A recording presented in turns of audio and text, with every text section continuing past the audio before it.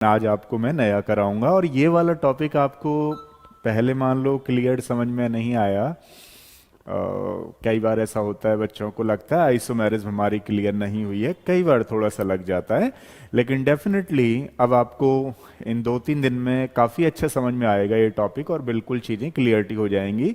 Reason क्या है, क्योंकि कुछ बच्चे जैसे फर्स्ट टाइम पढ़ते हैं तो फर्स्ट टाइम थोड़ा सा लगता है ये आइसोमेरिज्म, लेकिन अगर आप सेकंड टाइम इसको करते हैं तो बिल्कुल ये चीज़ें आपकी क्लियरिटी में आ जाती हैं, क्योंकि आपको पता ही है जीओसी को आपको 2-3 बार रिवाइज करना पड़ेगा, उसके साथ क्वेश्चंस लगाने पड़ेंगे, देन डेफिनेटली आपकी जीओसी बहुत स्ट्रांग हो जाएगी। ठीक है, तो चलिए हम लोग टाइम वेस्ट नहीं कर रहे हैं, बीच में ये आवाज़ चली जाएगी तो आप मुझे बता दीजिएगा। ठीक है, चलो नेक्स्ट करते हैं आइसोमेरिज।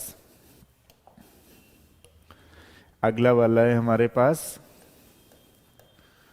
आइसोमेरिज। हमने अपना टॉपिक जो क्लियर कर लिया है, एक हमने कर लिया है अपना रिएक्शन मैकेनिज्म, एक हो गया है हमारे पास आइसोमेरिज्म, तीसरा वाला है, सॉरी दूसरा वाला हुआ है आईयूपीएसी, तीसरा वाला है आइसोमेरिज्म, और फोर्थ वाला हम लोग करेंगे रिएजेंट। तो देखो आइसोमेरिज्म क्या होती है, जैसे फॉर एग्जांपल कोई ये हमारे पास मॉलिक्यूलर फॉर्मूला है, किसी भी ऑर्गेनिक कंपाउंड का ये मॉलिक्यूलर फॉर्मूला है, इससे हम पॉसिबली क्या बना सकते हैं, इससे हम दो चीजें बना सकते हैं। जैसे मान लीजिए CH3 OCH3 और एक हमने बनाया CH3 CH2 एंड OH। तो हमने देखा कि ये क्या है, ये मॉलिक्यूलर फॉर्मूला तो सेम था, बट अगर हम लोग इसके फिजिकल प्रॉपर्टीज और इसके फिजिकल प्रॉपर्टीज कंपेयर करें, जैसे for example boiling point, melting point, तो आप लोग सारे बच्चे जानते हैं कि इसका ज्यादा होगा ड्यू टू हाइड्रोजन बॉन्डिंग, ठीक है, इसका कम होगा। तो कहने का मतलब हुआ कि मॉलिक्यूलर फॉर्मूला सेम हो, मॉलिक्यूलर वेट सेम हो, but physical and chemical properties different हो, यानी कि प्रॉपर्टीज डिफरेंट हो, उनको हम बोलते हैं isomers, and this phenomena is known as the isomerism. तो एक बार मेरे साथ डेफिनेशन लिख लीजिए आप लोग। ऑर्गेनिक कंपाउंड, ऑर्गेनिक कंपाउंड्स, अच्छा वॉइस नहीं आ रही होगी, बस 1 मिनट दीजिए, मैं करता हूं ना।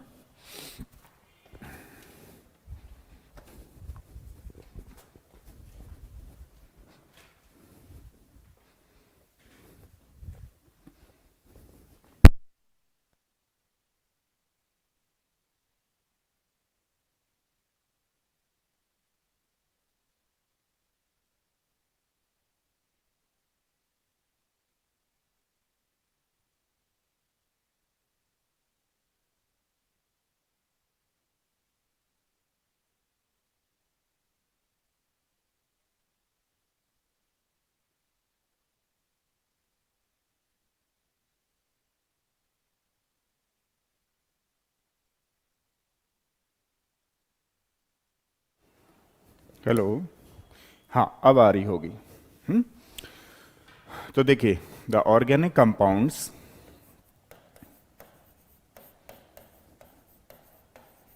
which having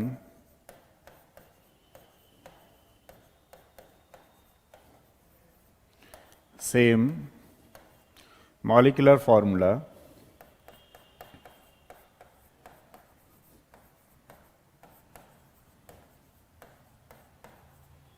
same molecular weight,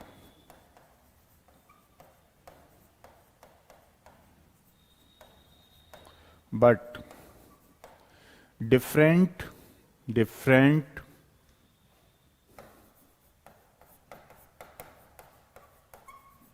properties, that is called isomers, and this phenomena is called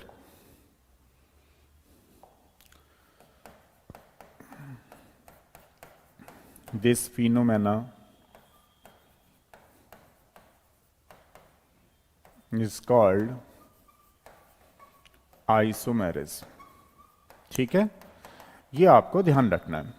अब जैसे कुछ बच्चों ने 11th-12th में पढ़ा होगा, वो वाला जो आप जल्दी से बोल देते हो, different structured same molecular formula, वो भी आएगी आपकी डेफिनेशन, लेकिन अभी 2 मिनट बाद आएगी, ठीक है, जो आप बोलना चाह रहे हो एक्चुअली में।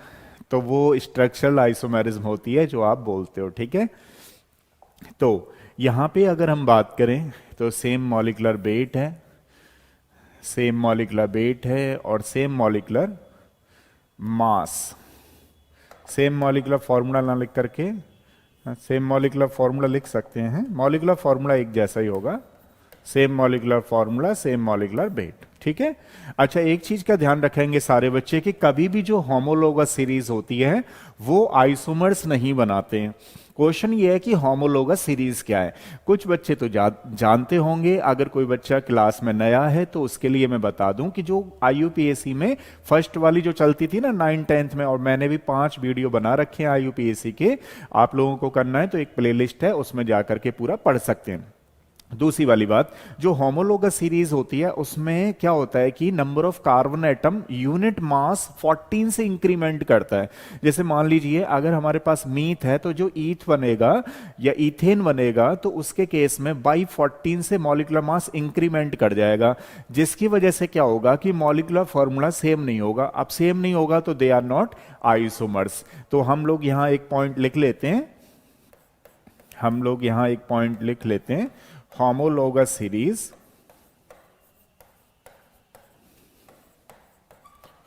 never consider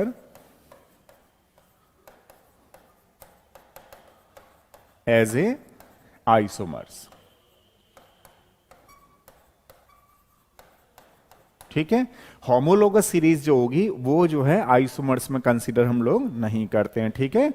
ये चीज आपको ध्यान रखना है। अब चलिए हम लोग कर रहे हैं, हाँ हम लोग कर रहे हैं यहां पे आइसोमर्स। अब आइसोमेरिज्म की अगर बात करूं, जैसे जैसे ये एक आध बच्चा सोच रहा होगा सर आपने ये क्या लिख दिया, थोड़ा एग्जाम्पल के तौर पे बताओ। मैं बताता हूं इसको। जैसे मान लीजिए कहीं पर यही लिखा है और आपसे बोल दिया, पूछ लिया बताओ ये क्या हैं, क्या ये आइसोमर्स हैं क्या। आपसे पूछा इज इट आइसोमर्स और नॉट। तो आप लोग देखेंगे ये आइसोमर्स नहीं है। क्यों नहीं है? क्योंकि अब वो वाली बात अलग है कि हम ज्योमेट्रिकल ऑप्टिकल बाद में करेंगे, ये कुछ भी हो सकता है, ज्योमेट्रिकल स्ट्रक्चर वगैरह वो अभी आने वाले हैं।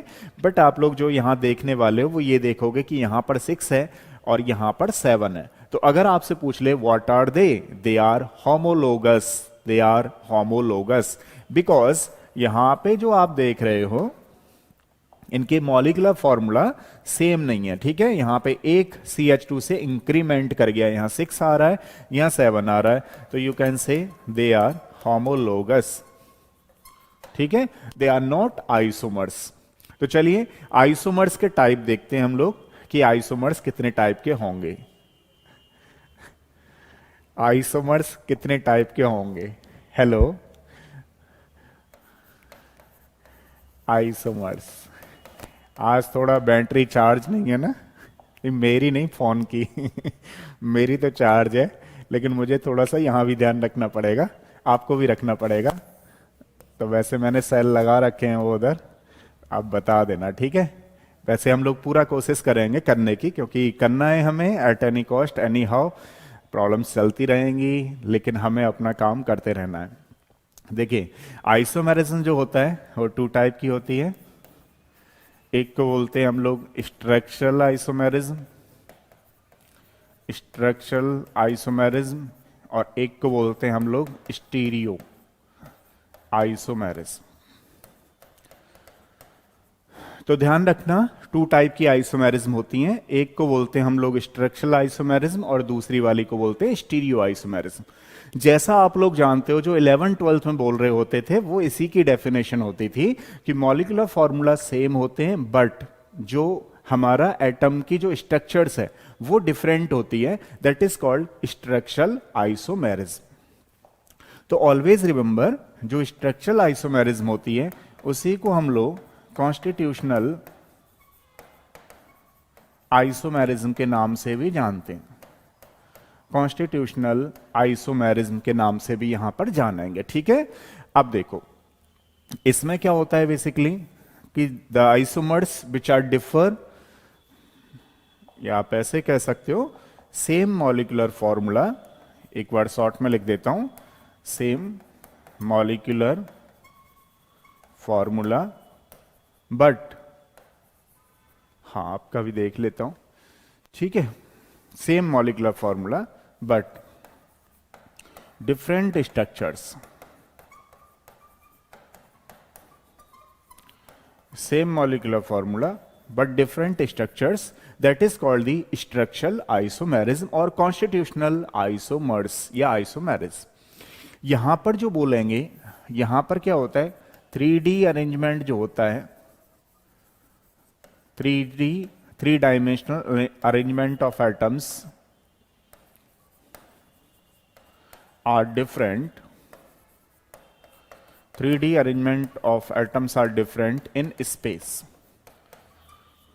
3D arrangement of atoms are different in space, that is called the stereoisomers या stereoisomerism, ठीक है। तो ये थोड़ा सा एक डिफाइन करने के लिए आपके लिए हो गए कि हम इसको ऐसे भी कर सकते हैं, ठीक है। अब नेक्स्ट देखिए, इसके टाइप पढ़ेंगे हम लोग, इसके टाइप हम लोग पढ़ेंगे। तो इसमें क्या होगा अपने पास, जो स्ट्रक्चरल आइसोमेरिज्म है इसके ये पार्ट्स होते हैं। जैसे पहला जो होता है वो पोजीशन आइसोमर्स, ठीक है, पोजीशन आइसोमर्स आइसोमेरिज्म के कह रहे थे। और एक हमारे पास है चेन आइसोमेरिज्म, एक होती है कई बार रिंग चेन आइसोमेरिज्म, है ना, और एक होती है हमारे पास फंक्शनल आइसोमेरिज्म, एक होती है हमारे पास टोटोमेरिज्म, टोटोमेरिज्म, और एक होती है हमारे पास मेटामेरिज्म। तो ये जो आप लोग देख रहे हो ये किसके टाइप है, पता लग गई ना, स्ट्रक्चरल के हैं, ठीक है। ये किसके टाइप है, बेसिकली स्ट्रक्चरल आइसोमर्स के टाइप है। और सारे बच्चे लगभग अब जान चुके होंगे, मैंने आपसे कहा है कॉपी लेके बैठा करो, एक रजिस्टर बनाते रहो, उसमें आपका ये पूरा पोर्शन बहुत अच्छा आ जाएगा, एक दिन आपको बहुत सारी चीजें क्लियरिटी पे रहेंगी, ठीक है। दूसरी वाली बात यह है कि जो स्ट्रक्चरल आइसोमेरिज्म है, जैसे मान लो फॉर एग्जांपल मैंने आपसे पूछा कि व्हाट आर दे, तो आपने कहा constitutional isomers. Constitutional isomers means किस चीज में डिफरेंट है, इसमें चीज में डिफरेंट है केवल स्ट्रक्चर को लेकर के। यहां पे 6 मेंबर्ड रिंग बनी हुई है, यहां पे क्या है 5 मेंबर्ड रिंग के ऊपर एक और आ गया मिथाइल ग्रुप, तो है तो कार्बन 6, समझ रहे हो ना। तो क्या है ये आपस में, ये स्ट्रक्चरल आइसोमर्स हैं, ठीक है। तो देखिए अब थोड़ा सा इसको डिजाइन कर लेते हैं, उसके बाद 1 बाय 1 करके सारी चीजों को सॉल्व करेंगे, ठीक है। अब जो हमारे पास स्टीरियो आइसोमेरिज्म होती है, ध्यान रखना, ये जो स्टीरियो आइसोमेरिज्म होती है वो 2 टाइप की होती है। कौन कौन सी होती है, एक होती है हमारे पास कॉन्फिगरेशनल और एक होती है हमारे पास कन्फर्मेशनल, ठीक है। तो ध्यान रखना ये जो स्टीरियो है वो 2 टाइप की है, कॉन्फिगरेशनल एंड कन्फर्मेशनल। दूसरा जो कॉन्फिगरेशनल आइसोमेरिज्म है वो फर्दर 2 टाइप की होती है, ध्यान रखना, एक को बोलते हैं हम लोग ज्योमेट्रिकल आइसोमेरिज्म, ज्योमेट्रिकल, और दूसरे वाले को बोलते हैं हम लोग ऑप्टिकल। तो यानी कि हमारे पास स्टीरियो के 2 पार्ट हैं, एक को बोलते हैं कॉन्फिगरेशनल, दूसरे वाले को बोलते हैं कन्फर्मेशनल। और जो कॉन्फिगरेशनल होता है उसका फर्दर 2 पार्ट हैं, एक को बोलते हैं ज्योमेट्रिकल आइसोमेरिज्म और दूसरे वाले को बोलते हैं ऑप्टिकल आइसोमेरिज्म। दूसरी चीज इसका कोई फर्दर टाइप नहीं होता है और इनको हम लोग वन बाई वन करके बिल्कुल ढंग से पढ़ने वाले हैं और साथ में क्वेश्चन भी करने वाले हैं, ठीक है। तो इस वाले पोर्शन पे हम लोग बाद में आएंगे, उससे पहले इस वाले पोर्शन को हम लोग सॉल्व करते हैं, इस वाले पोर्शन को सॉल्व करते हैं। अब एक चीज देखी गई है, एक चीज क्या देखी गई है, इस वाले पोर्शन को जैसे ही मैं आपको बताऊंगा तो आपको वो 10th वाली चीजें याद आ जाती हैं। कौन सी वाली? कि सर वो जो एल्केन के आइसोमर्स थे वो बनाओ हमें कि कितने बनेंगे, जैसे एक फॉर्मूला होता था ना C3H6 वगैरह के, कि कितने आइसोमर्स बनेंगे। तो मैं सोचता हूं कि इनको बनाने से पहले, क्योंकि जैसे ही मैं बना रहा हूँ एक आध बच्चे को लगेगा अच्छा वो नहीं बताया सर ने, तो पहले मैं थोड़ा सा बेसिक्स ले लेता हूं, basic in the sense 10th वाली चीज यहां पे उठाता हूं, उसके बाद आपको ये सारी चीजें कवर करूंगा विद क्वेश्चन सहित और फिर हम उसमें जाएंगे विद क्वेश्चन सहित, ठीक है।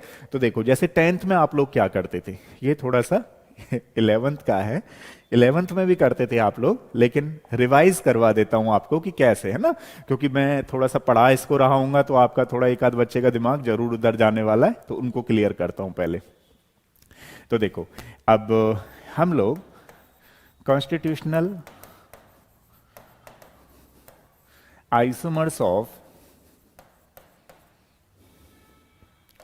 एल्केन, पहले आपको ये सिखाता हूं, ठीक है। और जब इसमें जाएंगे आप लोग तो एल्किन वगैरह सब कुछ इसी में आ जाएगी। ये एल्केन के कुछ अलग चलते रहते हैं तो उसको थोड़ा सा दिखा देता हूं आपको। अब देखो जैसे मान लो फर्स्ट एल्केन कौन सा था, तो आप कहेंगे सर मीथेन। तो अब इसमें कोई आइसोमर्स नहीं बन सकता है, इसका पहले एल्केन का कोई आइसोमर्स नहीं बनेगा। अब एल्केन जो दूसरा था C2H6, इसका भी कोई आइसोमर्स नहीं बनेगा। कॉन्स्टिट्यूशनल जानते ही हो आप लोग, स्ट्रक्चरल बोलते हैं इसको, आप किसी दूसरे तरीके से स्ट्रक्चर बना के नहीं लिख सकते। दूसरा नेक्स्ट वाला, जैसे मान लीजिए अगर हमने लिखा C3, क्योंकि इसका आपको एक फॉर्मूला लिख लेता हूं CnH2n+2, ये हमारे पास एल्केन होता था तो यहां पे हमने 3 यूज कर रखा है, यहां भी 3, तो ये H8 आएगा। तो जब H8 आएगा तो आप देखेंगे कि ये जो चीज मैंने लिखी है, ये ध्यान रखना स्ट्रक्चरल फॉर्म है इसकी, प्रोपेन की स्ट्रक्चरल फॉर्म है। अगर हम इसको मिला के लिख देते हैं तो उसको बोलते हैं कंडेंस फॉर्म लिखना। कंडेंस मतलब ये जो इस तरीके की लिखी हुई है वो कंडेंस लिखी हुई है। अब जैसे फॉर एग्जाम्पल हमने इसको ऐसे लिखा तो this is the condensed formula and this is the structural formula. अब इसमें हुआ क्या बेसिकली कि हम इस स्ट्रक्चर को और दूसरे तरीके से नहीं लिख सकते। क्यों नहीं लिख सकते? मान लो हमने इसी को कुछ ऐसे लिखा, इसी को हमने कुछ ऐसे लिखा, तो भी तो ये प्रोपेन ही माना जाएगा, क्योंकि ये स्ट्रेट है तो ये भी स्ट्रेट ही काउंटेबल होगी, ठीक है। तो यानी कि हम लोग यहां से एल्केन के आइसोमर्स शुरू नहीं कर सकते। अब दूसरा देखते हैं, मान लो इसमें तो CnH2n+2, यानी कि C की जगह पे हमने क्या लगा दिया है 4, N की जगह पे भी 4 यूज कर रखा है, तो ये हो गए 10। अब आपसे पूछा जाए कि बताओ इसके पॉसिबल आइसोमर्स कितने होंगे, तो देखिए हमारे पास N ब्यूटेन टाइप का हो गया, ये कंडेंस फॉर्मूला लिख लिया है मैंने, और मैं तो ज्यादातर बॉन्ड लाइन भी लिख लेता हूं, आपको पता ही है, क्योंकि बॉन्ड लाइन भी क्वेश्चन में आती है। अब इसमें हमने लिखा तो एक तो हमारे पास ये सीधा चला गया, और क्या इसमें कुछ ऐसे कर सकते हैं हम लोग, 3 कार्बन लिखने के बाद ऐसे भी किया जा सकता है, बिल्कुल सही है। इसका IUPAC नेम अगर देखें तो N ब्यूटेन मतलब ब्यूटेन है, इसका अगर IUPAC नेम देखें तो 2 मिथाइल प्रोपेन है, बट मॉलिक्यूलर फॉर्मूला दोनों के अंदर सेम है, आप लोग देख पा रहे होंगे। अब तीसरी वाली बात, अगर आप कोई तीसरा बनाने की कोशिश भी करोगे तो यहां पे देखो कुछ नहीं बन सकता, क्योंकि यहां तो 5 कार्बन हो गए। तो ब्यूटेन के पॉसिबली आइसोमर्स कितने हुए हमारे पास 2, तो यानी कि आइसोमर्स कहां से बनना शुरू हुआ, ब्यूटेन से बनना शुरू हुआ। नेक्स्ट देखते हैं, जैसे मान लीजिए हमारे पास पेंटेन है, C5H12 है, तो इसको अगर हम करें तो 5 कार्बन का 1 2 ऐसे करके हैं, 1 2 3 4 एंड 5 ऐसे करके लिख सकते हैं। तो एक तो ये हो गया, और कैसे लिखा जा सकता है, एक हमारे पास कुछ चलो इसको आपको मैं वैसे कंडेंस फॉर्मूले में लिख के दिखाऊं, एक आध बच्चे को बॉन्ड लाइन थोड़ी कम समझ में आएंगी, तो मैं कुछ ऐसे लिख के दिखाता हूं। 1 2 3 4 एंड 5, एक हमने सीधा सीधा लिख लिया। अब क्या करने वाले हो आप लोग, 4 कार्बन लिखेंगे, एक को तोड़ लेंगे। तो आपने किया CH3 CH CH3 CH2 CH3। अब आप देखेंगे इसका नाम है पेंटेन, इसका नाम है 2 मिथाइल ब्यूटेन। अब और क्या पॉसिबल कर सकते हैं हम इसी फॉर्मूले में, और हम पॉसिबल ये कर सकते हैं कि इसी को हम कुछ ऐसे लिख सकते हैं,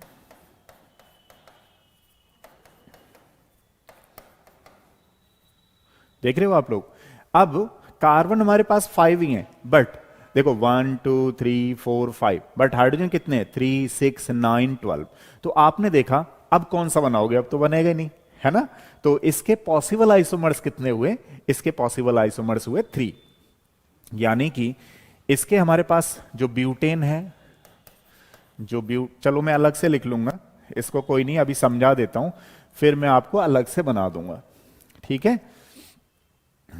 अब जैसे फॉर एग्जाम्पल C6H14 का हमें बनाना है, यानी किसका बनाना है, बेसिकली हेक्सेन वाले का बनाना है। तो हेक्सेन वाले का अगर हम बनाएं तो देखो पहले 6 कार्बन लिख लो, 1 2 3 4 5 एंड 6, 1 2 3 4 5 6, एक हमने सीधा सीधा लिख लिया। अब क्या करेंगे, दूसरे वाले में हमने इस तरीके से 5 कार्बन बनाने, 1 2 3 4 5, ठीक है। अब क्या किया आपने, यहां लगा दिया 1 2 3 4 5 एंड देन 6। अब आपने क्या किया, अब 5 कार्बन लेने, 4 कार्बन लेने, क्योंकि 5 का तो हो गया है। अच्छा, 5 कार्बन पे एक जगह यहां और चला जाएगा, तो हमारे पास 1 2 3 4 5 एंड देन 6। इसको देखोगे तो ये क्या है, बेसिकली 2 मिथाइल करके आ रहा है, 2 मिथाइल पेंटेन। इसको करके देखोगे तो ये देखो 1 2 3, 3 मिथाइल पेंटेन आ रहा है। अलग अलग हैं सारी केस, है ना। अब और क्या पॉसिबल राइट कर सकते हो आप इसमें, 4 कार्बन ले लो, 1 2 3 एंड 4, तो एक हमारे पास ये हो गया, ठीक है। कितने हो गए, 6 हो गए। और ले सकते हो,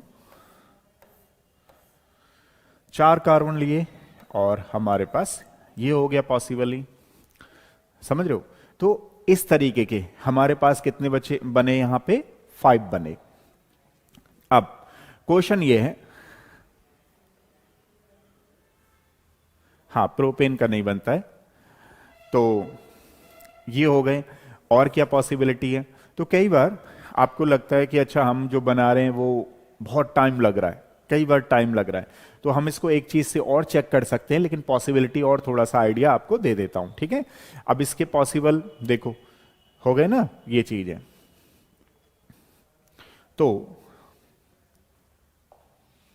अब हम 7 के लेते हैं, 7 के जैसे C7 एंड H16।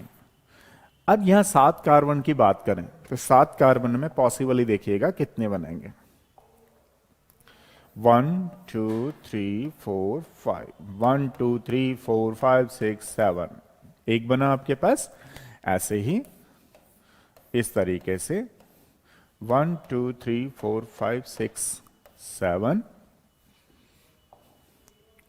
ऐसे ही यहां पे 1 2 3 4 5 6 7, ठीक है। अब देखो अगर हम लोग यहां पे बात करें तो यहां पे क्या चल रहा है, 1 2 3 4 5 6 एंड देन 7, तो 2 मिथाइल है, जबकि यहां पे क्या है, 3 मिथाइल है। अच्छा 1 2 3 4, अगर मैं इधर से भी लगाऊंगा तो भी वो 3 पे आएगा, तो ये आइडेंटिकल हो जाएंगे, इसलिए हम लोग नहीं बनाएंगे, ठीक है। अब नेक्स्ट देखो, अब ये 6 कार्बन चल रहे थे, अब थोड़ा 5 कार्बन ले लेते हैं, 1 2, ऐसे 1 2 3 4 एंड 5, तो आप लोग यहां पे भी कर सकते हो, ठीक है, इस तरीके से कर सकते हो। अब अगर हम लोग पॉसिबली और देखें, 5 कार्बन, 1 2 ऐसे 1 2 3 4 एंड 5, बट यहां पे हमने 2 पे ले रखा था, यहां पे हमने फर्दर 4 पे ले रखा था, क्योंकि कहीं से भी नंबरिंग करोगे आप तो इधर से करोगे तो भी वो 4 आएगा। ऐसे ही यहां पे हमने 2 एंड 3 पे यूज कर रहे हैं, 1 2 3 4 5 6 एंड 7, ऐसे बना सकते हो। इसके बाद अगर हम बात करें तो 4 कार्बन यूज कर सकते हो आप लोग, 1 2 3 4 5 6 एंड देन 7, ठीक है, इस तरीके से। तो देखो कितने बन रहे हैं, 1 2 3 4 5 6, और देख लेते हैं पॉसिबिलिटी। अच्छा, यहां पे हमारे पास स्ट्रेट जा रहे हैं, यहां पे हमारे पास 2 पे मिथाइल आ गया, क्या 3 पे आया हुआ है, 3 पे आया हुआ है। अच्छा, इस तरीके से है, ठीक है। अब देखो इनको कैसे चेक करें, मान लो हम बना रहे हैं, बहुत टाइम लग रहा है, और कई बार तो ये लग रहा है कि भाई बड़ा कंफ्यूजन सा जा रहा है कि वैसे तो बन जाएंगे, कोई प्रॉब्लम नहीं है, आप 10th में बनाते ही थे, लेकिन जब हमारे पास फॉर्मूला अवेलेबल है तो काहे को टेंशन लेना, ठीक है। उसके बेसिस पे हम देख लेते हैं कि कहां पे कमी चल रही है और क्या है, और भी इसका एक बन जाएगा शायद। तो एक फॉर्मूला यूज करते हैं, ध्यान रखना। फॉर्मूला हमारे पास क्या होता है, generally total number of isomers in alkane, total number of isomers in alkane. तो ध्यान रखना हमारे पास फॉर्मूला होता है 2 की पावर n-4 प्लस 1, ठीक है।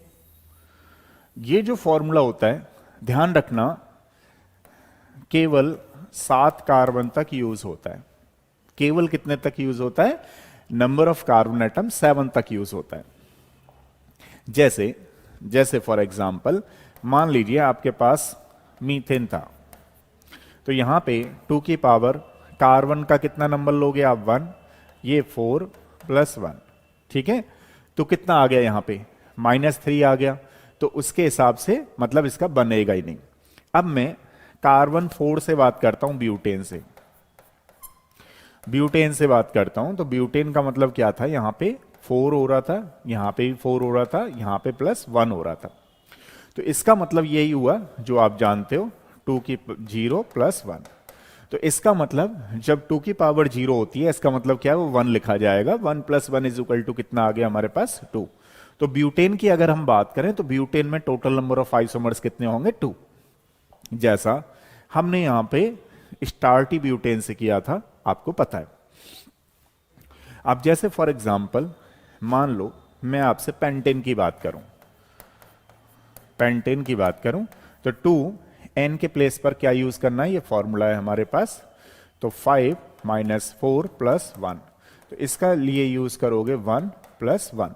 तो यानी कि 2 की पावर जब 1 होती है तो जानते हो आप लोग 2 होता है, 2 और 1 3, तो टोटल नंबर ऑफ आइसोमर्स इसमें कितने होने वाले हैं, 3। जैसा हमने यहां पे लिखा, थोड़ा सा इसमें टाइम लगेगा, लेकिन ऐसा तो नहीं है कि आप नहीं बना पाओ, आप बना सकते हो। 10th में भी आपने कुछ ऐसा करके बनाया था, ठीक है। अब जैसे मान लो हम लोग यहां कार्बन की बात करें, तो कार्बन 6 है, तो हमारे पास 2 की पावर 6 - 4 + 1 = कितना आएगा यहां पे, 2 की पावर 2 + 1, इसका मतलब 5 हुआ, यानी कि 5 आइसोमर्स बनेंगे। तो एक बार चेक कर लेते हैं हमने कितना बनाया था, कहीं गड़बड़ तो नहीं कर रखा था। तो ये देख लेते हैं, देखो हमने 5 ही बना रखे हैं शायद, 1 2 3 4 एंड 5। तो इसके कितने आइसोमर्स बनेंगे हमारे पास, 5 आइसोमर्स बनेंगे। तो अगर हम बात करें C7 मतलब हेप्टेन की बात करें, तो 2 की पावर 7 - 4 + 1, तो यानी कि 2 की पावर कितना आ गया, 3 + 1। इसका मतलब होता है 2 × 2 × 2, ठीक है। तो ये 4 और ये कितने हो गए, 8 + 1 = टोटल कितने आए, 9। इसका मतलब जो हमने बना रखे थे शायद वो अभी पूरे नहीं बने थे, उसमें कहीं ना कहीं अभी कमी थी। 1 2 3 4 5 6 ही बनाए थे हमने, जबकि कितने बनने चाहिए थे इसमें 9। ठीक है, तो और भी अगर आप ध्यान से करोगे तो वो पूरे बन जाएंगे। मैं एक आपको आइडिया दे रहा था कि इस तरीके से आपको बनाने हैं। ठीक है, अभी तो काफी सारे आइसोमर्स आप इसमें बना सकते हो। तो कहने का मतलब ये हुआ कि जो C7 है उसमें टोटल कितने जाने हैं हमारे पास 9। एक चीज ध्यान रखिएगा आप लोग, C8 से ये फॉर्मूला बदल जाता है। C8 से जो ये फॉर्मूला लगने लग जाता है वो लगता है n-4 + 2। ध्यान रख रहे हो आप लोग, यानी कि जो ऑक्टेन के लिए फॉर्मूला है वो ये है। अब जैसे फॉर एग्जांपल अगर हम बात करें इसी में, तो C8H18 में अगर टोटल नंबर ऑफ आइसोमर्स पूछें तो आप लोगों को पता ही है 2 की पावर n मतलब 8 लगाना है, और यहां कितना हो गया +2। तो यानी कि यहां पे कुछ इस तरीके से गए आप लोग, ये 2 2 जा 4, 2 जा 8, 2 जा 16 +2 मतलब टोटल कितने होने वाले हैं हमारे पास 18 होने वाले हैं। तो 18 आइसोमर्स बनेंगे ऑक्टेन के केस में। अब यहां थोड़ा सा फॉर्मूला बदल रहा है, 9 पे अगर जाओगे तो थोड़ा सा और बदल जाएगा, ध्यान रखना। तो इसके लिए नॉन एन कार्बन 9 के लिए फॉर्मूला लगाना है CN-4 + 3। ठीक है, क्योंकि अब जितना आप बना रहे हो उससे बेटर है कि आपके ये शॉर्ट ट्रिक में पता लग जाएगा। तो अगर हम बात करें तो हमारे पास है 2 की पावर 9-4 + 3। तो अगर आप लोग करेंगे तो ये 32 + 3 = 35 हो जाएगा। ठीक है, तो ये थे हमारे पास केस 9 तक के। अब 10 में क्या करें, डेकेन में क्या करें? तो डेकेन में ध्यान रखिएगा आप लोग, ये जो जितने आइसोमर्स हैं सबको एक बार ऐड कर दीजिएगा तो डेकेन का आंसर आ जाएगा। जब आप इनको यहां से ऐड करना शुरू करोगे 2 3 5 5 10 और ये सबको ऐड करोगे तो टोटल निकल के आएंगे 75, जो कि किसके लिए वैलिड होंगे? C10H कितने के लिए, कहां गया वो, नॉनेन। नॉनेन के लिए हमने लिखा नहीं था क्या? C9H20 और यहां आ जाएगा 22। ठीक है, तो आपने देखा इनको सबको ऐड कर दोगे तो आपका आंसर आ जाएगा, वो है 75। कुछ बच्चे तो बिल्कुल इनको याद कर लेते हैं, तो उनके बेसिस पे आप लोग निकाल सकते हो। तो ये थे हमारे पास। हाँ, साइक्लो में भी बताएंगे, सारी चीजों में बताएंगे, वो उसमें चलेगा। लेकिन ये तो क्या था, बेसिकली 10th लेवल पे था कि कई बार अगर मैं उसको करा भी रहा हूं तो कई बार मुझे लगता है कि अच्छा इनको छोड़ दें क्या, वो छूट भी जाता है। फिर बच्चों को लगता है अच्छा ये वाला करना है नहीं करना है। और मैं आपको पहले ही कमिटमेंट कर चुका हूं कि अगर आप लोग ये क्लास लेते रहोगे तो आपको कहीं से पढ़ने की और जरूरत नहीं पड़ेगी। आप अच्छी तरीके से, हाँ, क्वेश्चन कहीं से भी करना है आपको, और अगर नहीं आता है तो मुझे बताना है, कोशिश करेंगे आपके आंसर देने की। तो ये थे हमारे पास जो एल्केन में आपसे लिखवाते थे ना कि ड्रॉ करके बताओ, ड्रॉ करके बताओ। तो जनरली 5 तक बता देते थे 10th में, फिर उसके अकॉर्डिंग आप इसको लगा सकते हो। तो एक जनरल क्राइटेरिया है एल्केन के किस तरीके से लाना है। अब हम एल्किन एल्काइन के बारे में बात करेंगे, तो स्ट्रक्चरल आइसोमेरिज्म के बारे में बात करेंगे, और 1 बाय 1 करके अभी हम लोग डिस्कस करते हैं इसको कैसे करना है। ठीक है, देखते हैं कितने बार लिख कर पाते हैं। देखो ये चल रहा है हमारे पास, ये चल रहा है। पहले लेते हैं हम लोग पोजीशन आइसोमेरिज्म। ठीक है, सबसे पहले कर रहे हैं हम लोग position isomerism.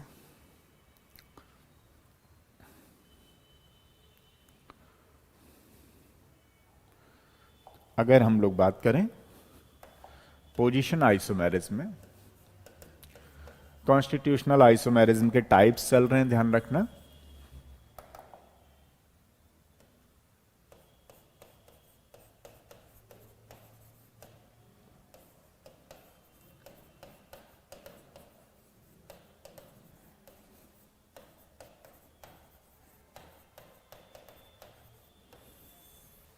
Types of constitutional isomerism. अगर हम टाइप की बात करें तो टाइप में ध्यान रखना, फर्स्ट ले रहे हैं हम लोग पोजीशन आइसोमर्स या पोजीशन आइसोमेरिज्म। ठीक है, इस तरीके से। अब पोजीशन आइसोमेरिज्म की अगर हम बात करें तो आपको ये बताना है कि यहां पर नया क्या हो रहा है। ठीक है, नया बताता रहना है अब आपको। ऐसे करके एंड से जुड़े आएंगे दो क्वेश्चंस, क्योंकि these are the isomers. But ये जो आइसोमर्स हैं, जो कॉन्स्टिट्यूशनल आइसोमर्स हैं, वो कौन से वाले हैं वो आपको पता होना चाहिए। अब आप देख रहे हैं इन दोनों में क्या डिफरेंस है। इन दोनों में डिफरेंस ये है कि जो डबल बॉन्ड है वो पहले पे आ रहा है यहां पे पोजीशन पे, और यहां जो आ रहा है वो सेकंड पोजीशन पे आ रहा है। यानी कि जो डबल बॉन्ड की पोजीशन है वो डिफरेंट है। पहले वाले में फर्स्ट पोजीशन पे आ रहा है और सेकंड वाले में सेकंड पे आ रहा है। तो आप लोग इनको कौन सा वाला बोलने जा रहे हो? Position isomers. ठीक है, तो इसकी एक लाइन की डेफिनेशन है, the isomers which differ the isomers which differ with respect to position of in ion and functional group। ठीक है, that is called position isomerism. तो यहां पे डबल बॉन्ड की पोजीशन डिफरेंट है। अब थोड़ा सा देखते हैं, जैसे फॉर एग्जांपल यहां पे अगर आप लोग देखोगे तो इन दोनों में डिफरेंस क्या है?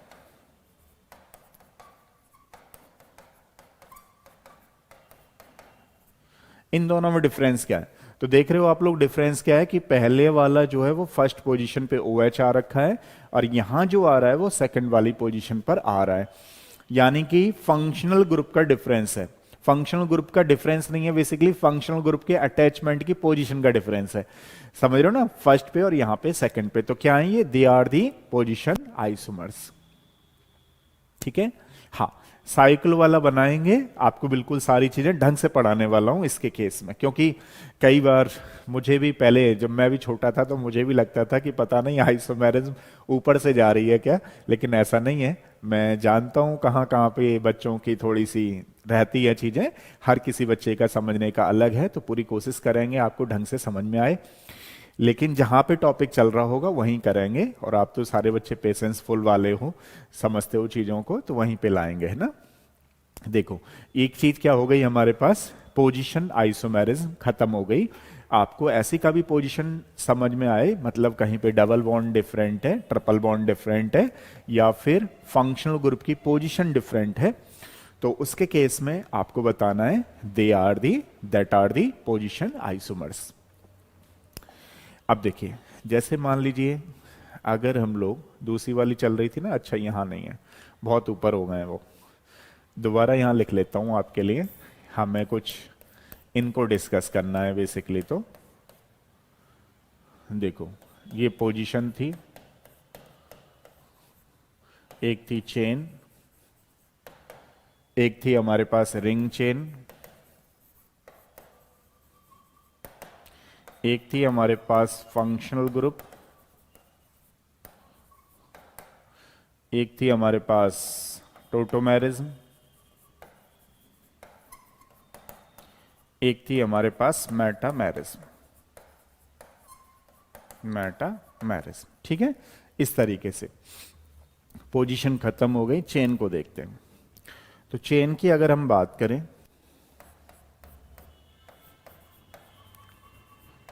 Chain isomerism. अब चेन आइसोमेरिज्म की अगर हम लोग बात करें तो देखिएगा कि क्या चीज डिफरेंट है। मैं जो लिख रहा हूं C5H12 ले रखा है हमने, इसमें किस चीज का डिफरेंस है वो आपको बताना है, ठीक है।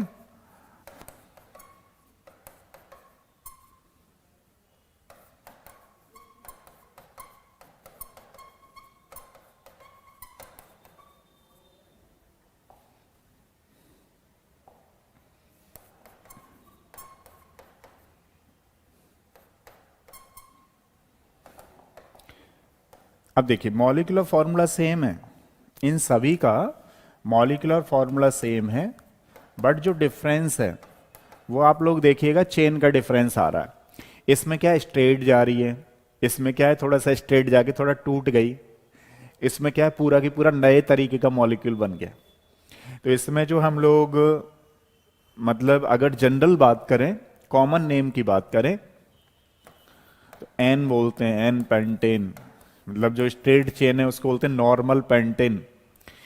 यहां पे जो है आइसो पेंटेन नहीं बोलना है, आइसो ब्यूटेन बोलना है, ठीक है, क्योंकि आइसो कंडीशन ये CH3 हमने ट्विस्ट करके लगा दिया है। ये वाले को पांचों कार्बन के साथ बोलना है तो नियो पेंटेन बोलना है। अब नियो ब्यूटेन नहीं बोलना है, नियो पेंटेन बोलना है, ठीक है। नियो मतलब नया। तो हमने देखा कि इनमें जो मॉलिक्यूल्स में जो स्ट्रक्चर में अरेंजमेंट जो डिफरेंट हो रहा है, इसकी वजह से चेन में डिफरेंट हो रहा है, तो they are the chain isomers. अगर मैं आपसे पूछूं बताओ क्या नया हो रहा है, तो आप लोगों को पता ही है, the isomers which are differ with respect to their chain.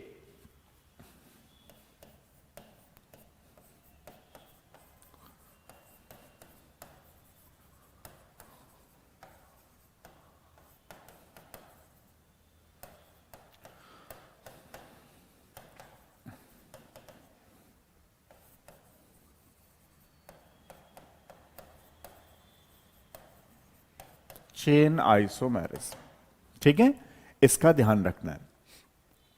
तो अब अगर हम बात करें इसी के अगले वाले की, तो एक आता है चेन का, एक दूसरी फॉर्म आ जाती है। मान लो हम चेन में ही क्या करते हैं, रिंग में बना देते हैं, तो उसको बोलते हैं रिंग चेन आइसोमरिज्म या रिंग चेन आइसोमर्स। जैसे फॉर एग्जांपल रिंग मान लीजिए इसी का दूसरा पॉइंट है, बी वाला पॉइंट बोल सकते हो आप लोग इसको, कुछ भी नया नहीं है। नया ये है कि वो रिंग में बनेगा, ध्यान रखना, रिंग चेन। जैसे जैसे फॉर एग्जांपल मान लीजिए मैंने C4 ले रखा है, ठीक है, कार्बन 4। अब ये साइक्लो वाला बन गया। अब इधर क्या है कि हमने साइक्लो बनाया, एक ऊपर लगा दिया, तो इसको बोलते हैं रिंग चेन। मतलब चेन में भी डिफरेंस है बट रिंग के अंदर है, तो इसको बोलते हैं रिंग चेन, ठीक है। अब जैसे फॉर एग्जांपल मान लो मैंने 6 कार्बन की कोई रिंग ली, साइक्लोहेक्सेन वाले की ली, उसी में मैंने 5 कार्बन को कुछ ऐसे करके लिख दिया, तो आप बोलेंगे रिंग चेन के एग्जाम्पल्स हैं। अब चेन आइसोमेरिज्म बोलोगे तो गड़बड़ हो जाएगी, मतलब गलत हो जाएगा। तो अब आपको चेन ना बोल करके एक वर्ड यूज होता है इसमें, क्योंकि यहां पे क्या बन रही है, रिंग बन रही है, इसलिए आप बोलोगे ring chain isomers, ring chain isomers बोलोगे, ठीक है ना, इस तरीके से। अब देखो आज एक और कर लेते हैं फंक्शनल, उसके बाद में आपको कल इनको विद क्वेश्चन सहित कराऊंगा। तो फंक्शनल ये उतने ज्यादा इंपॉर्टेंट नहीं होते आज की डेट में, जो आते हैं आपके नीट और IIT में, ध्यान रखना वो टोटोमेरिज्म और मेटामेरिज्म पे ज्यादा क्वेश्चन आते हैं, इसीलिए हम लोग कल इसको करने वाले हैं विद क्वेश्चन सहित। और जब इसको कर लेंगे तो डेफिनेटली उस वाले पे यानी कि स्टीरियो पे पहुंच ही जाएंगे, ठीक है। आपको क्वेश्चन को समझना है, सिलेबस को नहीं, उतना जल्दीबाजी नहीं करना है, क्योंकि समझ समझ करके करना है, ठीक है। सिलेबस जितना पढ़ो उतने पे आपकी कमांड होना बहुत जरूरी है। ऐसा ना हो कि पता लगा आपने सिलेबस तो पूरा खत्म कर डाला एक दिन में, लेकिन आपकी कमांड नहीं है, तो वो भी कोई सिलेबस करना ना करना एक जैसा ही है। फिलहाल आप बने रहिए, नेक्स्ट में देखते हैं फंक्शनल, एक स्कोर कर लेते हैं। फंक्शनल आइसोमेरिज्म, आइसोमेरिज्म, ठीक है। अब जैसे फॉर एग्जांपल मैंने आपसे पूछा कि C2H6O में कॉन्स्टिट्यूशनल आइसोमर्स बताइए। C2H6O में कॉन्स्टिट्यूशनल, यानी कॉन्स्टिट्यूशनल में किसको बोल रहा हूं, स्ट्रक्चरल को बोल रहा हूं, तो कितने पॉसिबल होंगे। तो आपने पॉसिबिलिटी चेक की और चेक करके बता दिया लाइक दिस कि इसके 2 ही बनेंगे, ठीक है, इसके 2 आइसोमर्स बनेंगे। बट यहां पे नया क्या देखने को मिल रहा है आपको, यहां पे देखने को मिल रहा है कि फंक्शनल ग्रुप चेंज हो गए। अब फंक्शनल ग्रुप चेंज हो गए मतलब आप देखिए यहां पे कौन सा हो गया है, OH यानी कि एल्कोहल, और यहां पे कौन सा लग रहा है, ईथर, यानी कि ये लग रहा है ईथर, और यहां लग रहा है हमारे पास एल्कोहल, ठीक है ना। तो दोनों में क्या डिफरेंस है, दोनों में डिफरेंस है बेसिकली फंक्शनल ग्रुप का। तो जब भी आइसोमर्स हों और उनमें मॉलिक्यूलर फॉर्मूला तो सेम हो बट डिफरेंट फंक्शनल ग्रुप हों, उनको बोलते हैं हम लोग फंक्शनल आइसोमेरिज्म। तो इसकी डेफिनेशन लिख देता हूं, the isomers which are differ with respect to functional group,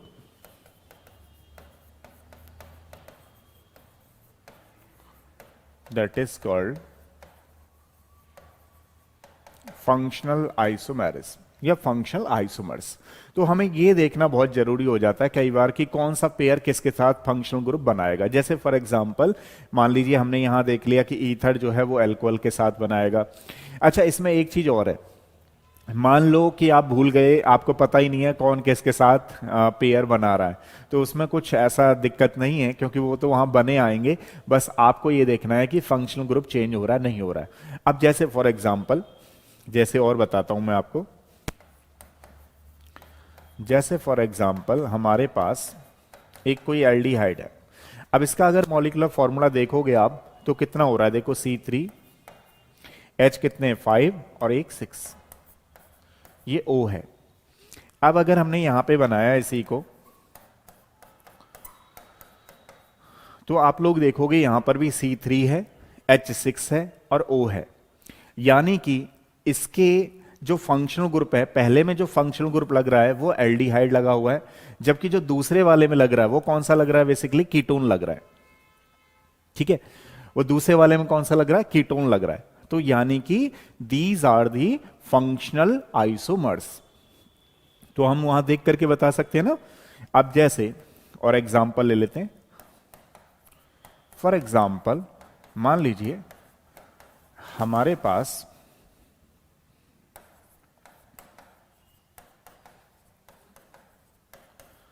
अब अगर आप देखेंगे तो पहले वाले का फॉर्मूला क्या है, 1 2 3 4, यानी कि कार्बन है हमारे पास 4।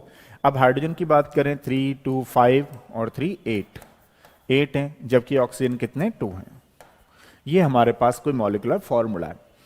अब आप इसका ही देखें तो इसका दूसरा देखो C4 और H देखिएगा 8 होंगे, 3 और 2 5 और 2 7 और 1 8 और O2 कितने 2। तो यानी कि यहां पे जो ये फंक्शनल ग्रुप है ये ईस्टर्स है, जबकि यहां जो फंक्शनल ग्रुप है वो एसिड है। तो हमें पेयर का तो खुद ही पता लग जाएगा कि कौन किसके साथ बना रहा है, बट यहां पे जो याद रखने वाली बात है आपको वो ये है कि ये कौन से आइसोमर्स हैं। ठीक है ना, क्योंकि हमें इतना तो पता है कि भाई इसमें ये ग्रुप आया हुआ है, उसमें वो ग्रुप आया हुआ है, बट अगर ग्रुप चेंज हो जाते हैं, फंक्शनल ग्रुप चेंज हो जाते हैं, मॉलिक्यूलर फॉर्मूला एक जैसा रहता है, तो उस केस में that are the functional isomers and this phenomena is called the functional isomerism.